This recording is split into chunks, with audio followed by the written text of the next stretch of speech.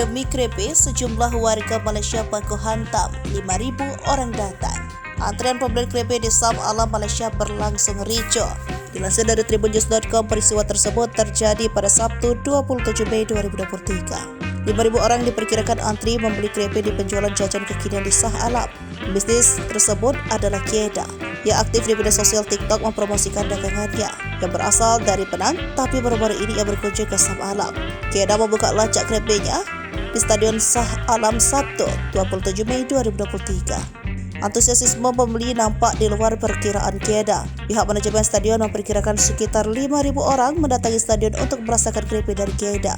Kedah dan timnya mulai kewalahan melayani pembeli. Antrian pun tidak berjalan mulus karena beberapa pelanggan kehilangan kesabaran. Di akun media sosialnya, ia menyebut ada pembeli yang berkelahi, ada pula yang marah-marah kepada timnya. Kedah juga mengatakan bahwa kerumunan itu benar-benar tidak terduga dan tidak mungkin timnya menangani kerumunan orang yang sangat banyak. Lepas dari banyaknya kritik, Kedah mengatakan dirinya bersyukur atas kesempatan tersebut. Dalam postingan lain, Kedah menyebut bahwa beberapa pelanggan mengantri hampir 7 jam sebelum mereka mendapat krepesnya. Ia juga meminta maaf kepada warga Shah Alam karena tidak dapat memenuhi semua kebutuhan pelanggan, tetapi mereka berterima kasih atas dukungan mereka.